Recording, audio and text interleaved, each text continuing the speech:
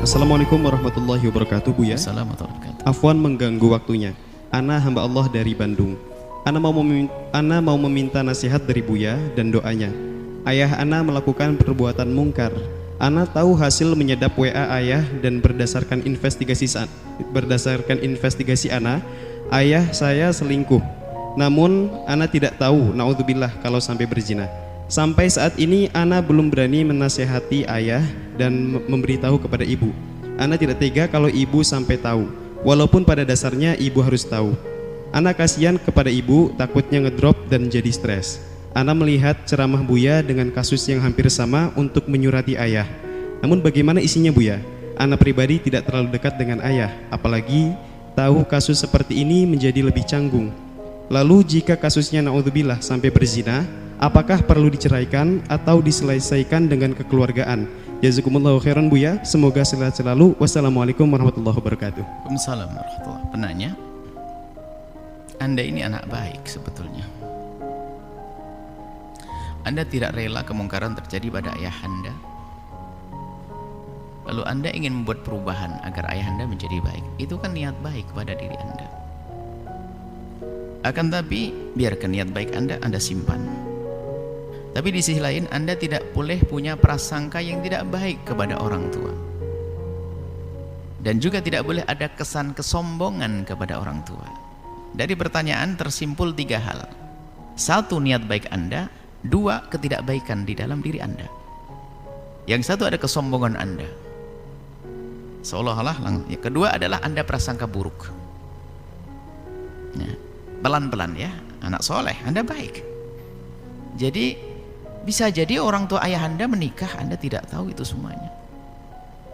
Dan Anda mengatakan ibu harus tahu. Tidak harus tahu, Anda harus menjaga mana yang terbaik nanti. Dia harus Anda beritahu, biarpun ada dasarnya dari mana, Anda mengatakan pada dasarnya harus tahu.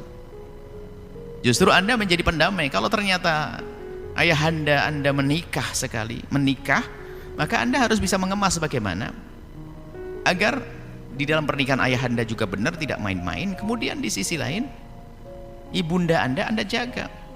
Kalau ternyata tidak menikah, diingatkan ayah dengan cara yang baik supaya tidak melakukan keharaman. Bukan serta-merta Anda adu antara ayah dengan ibunda Anda.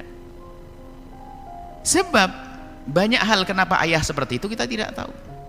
Mungkin ibunda Anda sudah sangat baik, akan tapi ada sisi lain yang kurang mungkin. Atau memang orang tua ayah Anda tidak baik. Kalaupun tidak baik, tetap ayah Anda. Maka Anda salah kalau tiba-tiba Anda menyadap. Apa urusan Anda dengan menyadap? Bukan hal yang baik. Menyadap, curiga dan sebagainya. Itu kan awal daripada kebencian. Awal daripada ketidakbaikan. Enggak perlu menyadap-nyadap semacam itu. Bahkan kita harus punya adab. HP-nya orang tua kok berani pegang-pegang, ini bagaimana? Orang tua punya rahasia banyak, mungkin rahasia tentang adiknya yang diurusi, ibundanya segala macam.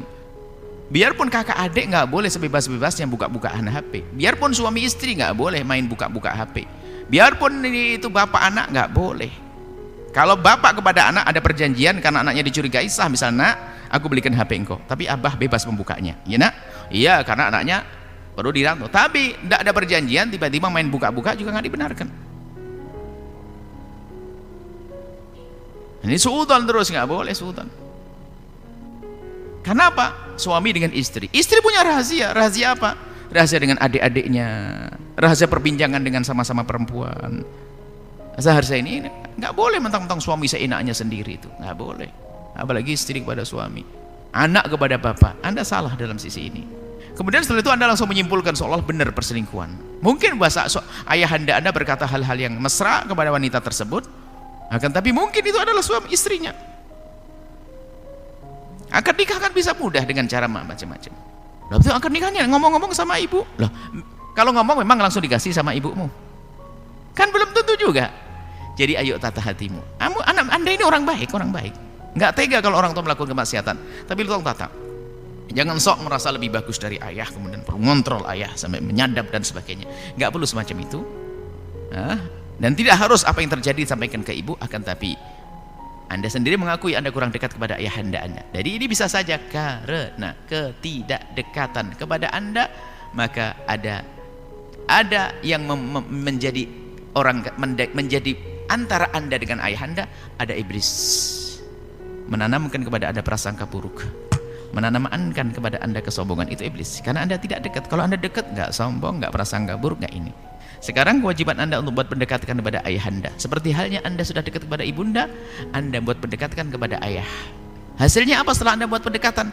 Kalau seandainya ayahanda melakukan kehinaan, keharaman, Anda punya kesempatan untuk bisa membuat perubahannya. Kalau ternyata itu dengan cara yang halal, Anda tinggal komunikasi yang baik. Bagaimana menjaga ibu? Seperti itu. Nggak perlu dengan bahasa yang kita harus begini begitu dan sebagainya, sampai bahasa cerai dan sebagainya. Nggak, entar dulu. Kita nggak apalagi sampai seolah-olah kayak kalau seandainya betul-betul zina, kita pun tidak boleh bertanya ayah sudah zina atau belum. Nggak boleh kok tanya begitu. Ini kan kurang ajar banget. Tanya kepada ayahanda, ayah zina ya? Loh, ini nggak benar itu. Jadi ayo punya adab, insyaallah. Punya adab sedikit, insyaallah. Ya, kamu ini anak baik kok. Buktinya dengar ceramah, bertanya, baik, tinggal ditingkatkan kebaikannya. Apa yang tidak boleh dilakukan? Kita tidak boleh sombong kepada siapapun di saat kita ingin mengingatkan. Kita tidak boleh juga prasangka buruk. Kemudian setelah itu dengan cara yang baik. Kemudian setelah itu Anda harus menjadi juru damai, apalagi antara ibu dengan bapak.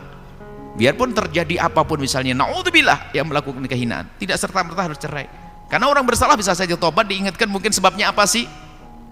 Kenapa kok sampai ayah begitu? Ditanya kalau seandainya melakukan kehinaan kenapa? Ditanya sebabnya apa? Atau mungkin sebabnya ibunya dia macam-macam, atau Allah alam, kita tidak tahu. Tanya dulu yang baik. Yang jelas jangan prasangka buruk, karena prasangka buruk tidak membawa kebaikan sama sekali. Allah alam bishawab.